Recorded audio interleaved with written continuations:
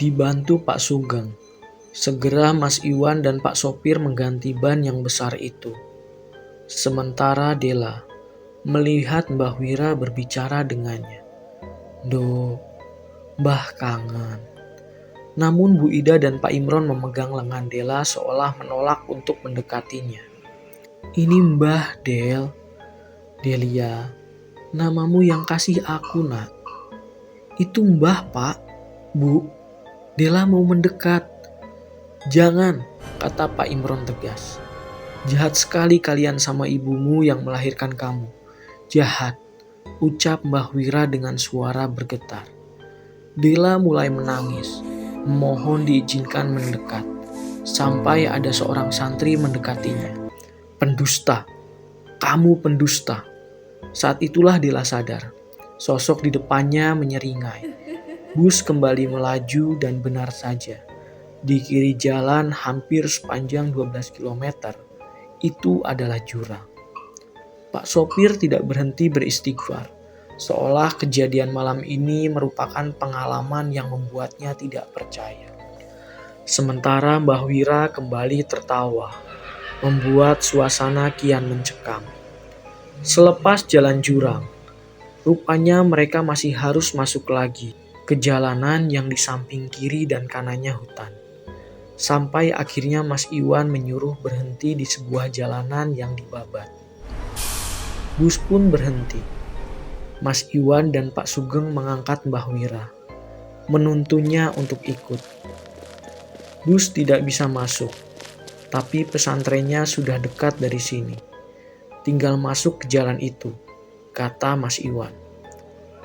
Pak sopir yang masih kebingungan memilih untuk ikut masuk.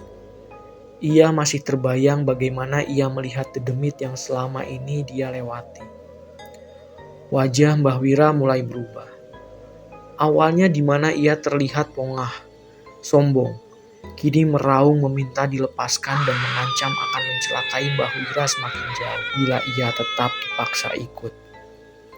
Pak Imron sedari tadi khawatir dengan ancaman itu. Namun Mas Iwan justru menantang. "Kamu pikir saya tidak mengerti? Kamu hanya menggertak." Suara meraung semakin terdengar. Diikuti para santri, Dela berjalan tepat di belakang Pak Sugeng. Bu Ida dan Pak Imron ada di belakangnya. Suasana pesantren itu rupanya tidak seperti yang ia bayangkan. Di kiri dan kanannya, ia bisa melihat pohon di mana-mana. Selain itu, perasaannya semakin tidak enak. Sampai Dela yang awalnya baik-baik saja, semakin lama semakin berat dan ia tidak ingat apa yang terjadi selanjutnya. Yang ia ingat, rupanya Dela pernah melihat wajah jin yang merasuki Mbah Wira. Sekarang ia tahu hubungan apa yang terjadi sehingga keluarganya terseret masuk dalam lubang masalah ini. Bu Ida lah penyebab utamanya. Dela terbangun begitu saja. Di depannya, Bu Ida dan Pak Imron melihat cemas. Mas Iwan hanya menatap Dela. Sementara Pak Sugeng melihat dari ambang pintu. Namun, Dela tertuju pada pria, mbah-mbah yang sudah tua sekali. Ia duduk dengan tongkat kayu jati di tangannya. Ia tersenyum, kemudian menyapa. "Nak Dela sudah sadar." Suaranya lembut dan begitu membuat segan. Ia tahu namanya. Mungkin kedua orang tuanya yang memberitahu, pikirnya. Namun, rupanya mbah ini memang sudah tahu semuanya. Kalau Nak Dela sudah merasa baik, Mbah tunggu di depan, di padepokan dekat masjid. Semuanya. Dibantu Mas Iwan, mbah asing itu meninggalkan kamar. Bu Ida mendekati Dela. Namun Dela langsung mengatakannya. "Bu, Ibu ngambil apa di tempat itu? Tempat kita menginap." Bu Ida tampak terkejut. Namun ia tidak menjawab pertanyaan Dela. Pak Sugeng tiba-tiba masuk. "Apa Dela sudah baikan? Mbah Fatonah memanggil kalian." Pak Imron, Bu Ida, dan Dela segera pergi. Ia masih memandang ibunya. Tatapannya menyelidik. Di padepokan, terlihat seperti tempat mengaji kitab kuning. Lantainya terbuat dari kayu jati yang disepuh. Di sana, Mbah Fatonah, Mas Iwan sudah menunggu. Di depannya ada kopi hitam dan sebutir telur. Pak Imron seperti sudah tahu apa yang akan dilakukan Mbah Fatonah. Langsung saja nggih, begini, kata Mbah Fatonah.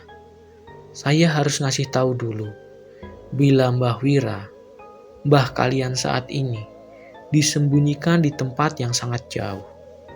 Tidak bisa pulang, dan tidak bisa dituntun pulang. Jadi, sebelumnya saya harus menyampaikan ini. Mohon maaf bila saya tidak dapat membantu banyak. Tapi, saya akan coba sebisa mungkin, dan semoga Allah memberikan kemudahan. Tangis pecah. Dela dan Bu Ida berpelukan. Sementara Pak Imron hanya menutup matanya dengan tangan. Padepokan mendadak hening. Hening sekali. Sebelumnya, saya hanya mau memastikan dulu, ucap Mbak Fatonah.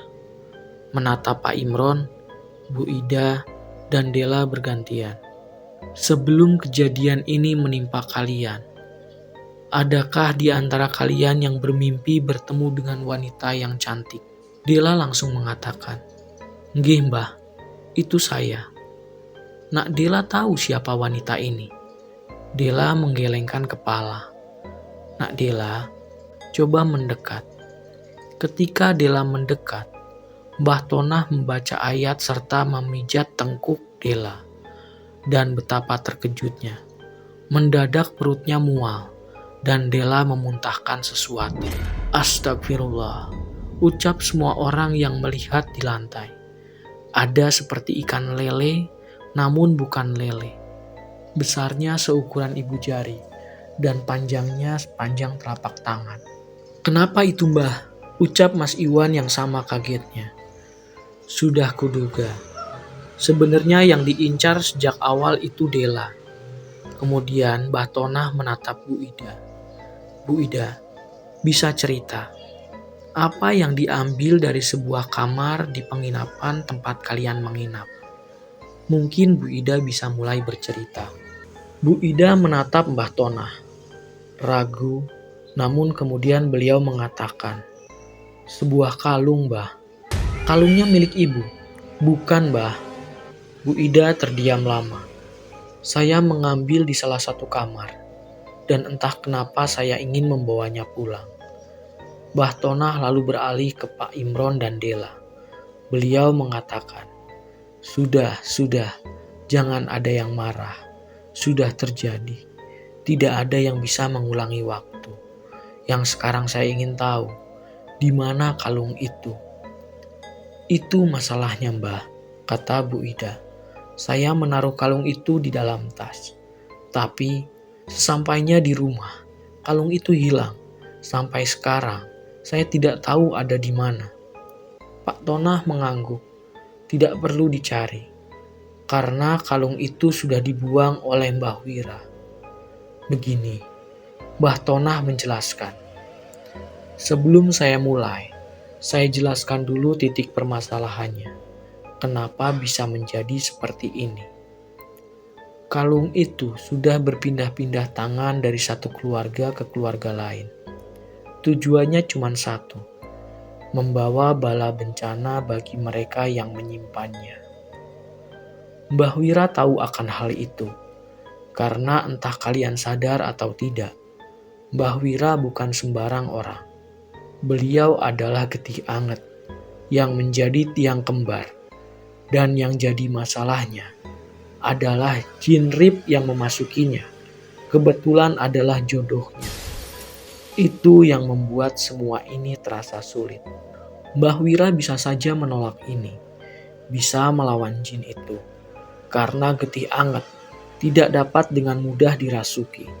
Namun, jin itu makhluk yang manipulatif. Dia akan terus membuat kalian menderita.